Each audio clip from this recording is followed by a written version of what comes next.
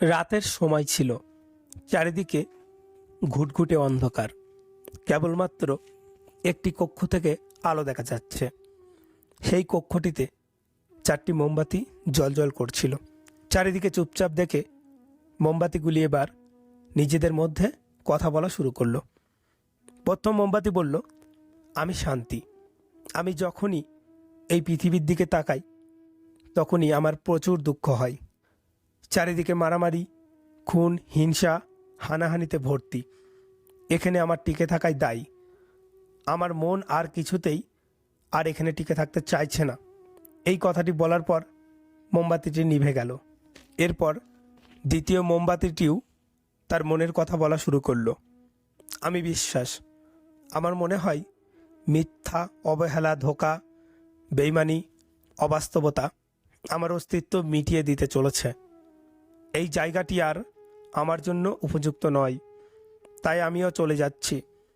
এটি বলার পর দ্বিতীয় মোমবাতিটিও নিভে গেল। এবার তৃতীয় মোমবাতিটি বলে উঠল, আমি প্রেম। আমি সবার জন্য জীবনও দিয়ে দিতে পারি, কিন্তু এখন আর কারো কাছে সময় নেই। সবাই ব্যস্ত। স্বার্থপরতা, ঘৃণা আমার জায়গা দখল করে নিচ্ছে।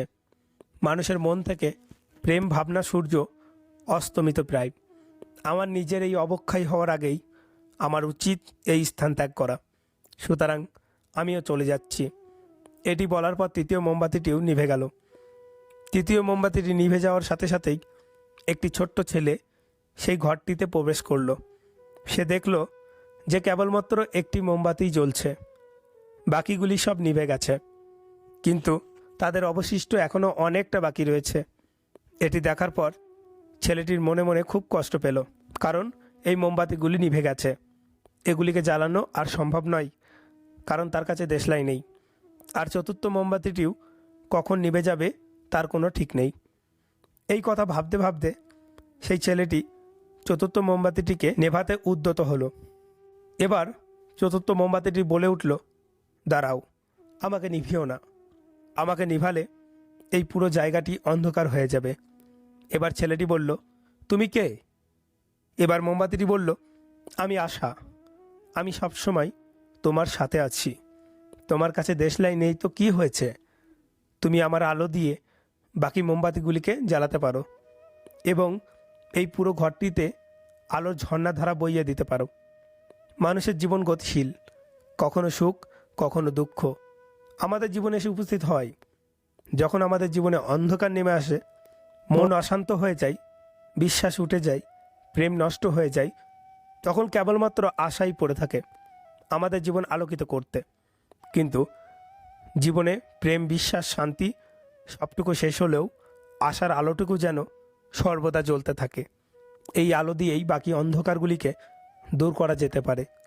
তাই আশা এবং ধৈর্য কখনো ছাড়বেন না।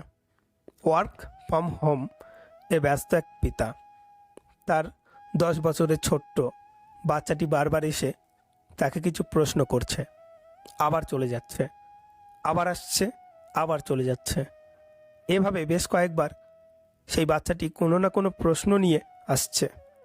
তার ফলে পিতার কাজ করতে খুব বিরক্তি বোধ হচ্ছিল। এই সমস্যার সমাধানের জন্য পিতা ভাবলেন, এবার তার সন্তান এলে তাকে এমন কিছু কাজ দেবেন যাতে তার সেটি সমাধান করতে অনেকক্ষণ লেগে যায় এবং পিতা তার কাজ আরামে করতে পারেন। কিছুক্ষণ পর সেই বাচ্চাটি আরেকটি প্রশ্ন নিয়ে তার বাবার কাছে আসে। এলে তার বাবা তার হাতে কিছু কাগজের টুকরো ধরিয়ে দিলেন। এটিতে একটি পৃথিবীর ম্যাপের ছবি ছিল। তিনি তার সন্তানকে বললেন, এখানে পৃথিবীর ম্যাপের ছবি আছে, যাও আঠা দিয়ে এগুলিকে জুড়ে নিয়ে এসো। শিশুটি সেই কাগজের টুকরোগুলি নিয়ে চলে গেল।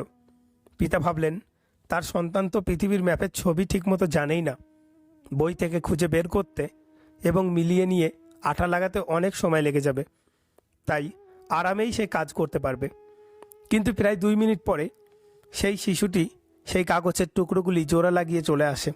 এত কম সময়ের মধ্যে পৃথিবীর ম্যাপের ছেঁড়া কাগজগুলি ঠিকমতো জোড়া লাগানো দেখে পিতা অবাক হয়ে গেলেন। তিনি তার সন্তানকে জিজ্ঞাসা করলেন, তুমি কিভাবে এত তাড়াতাড়ি এগুলিকে জোড়া লাগালে? তার সন্তান বলল, এই কাগজটির একপাশে পৃথিবীর ম্যাপ আছে কিন্তু এর পিছনের অংশে টম অ্যান্ড জেরির কার্টুন আছে। আমি কার্টুন দেখে জোড়া লাগিয়েছি, আর এই ম্যাপটি আপনা থেকেই জোড়া লেগে গেল। আমরা কোনো বড় সমস্যা দেখে ঘাবড়ে যাই। সমস্যাটির আকার দেখেই আমরা ভেবে বসে থাকি সমস্যাটির সমাধান হয়তো আমাদের দ্বারা হবে না। কিন্তু সমস্যাটিকে দেখে ভয় না পেয়ে যদি সেই সমস্যাটিকে নিয়ে একটু নাড়াচাড়া করি, তাহলে হয়তো সেই সমস্যাটির একটি নতুন পথের খোঁজ আমরা পেতে পারি। কিন্তু তা না করে সমস্যা দেখেই আমরা ভয়ে পালিয়ে যাই।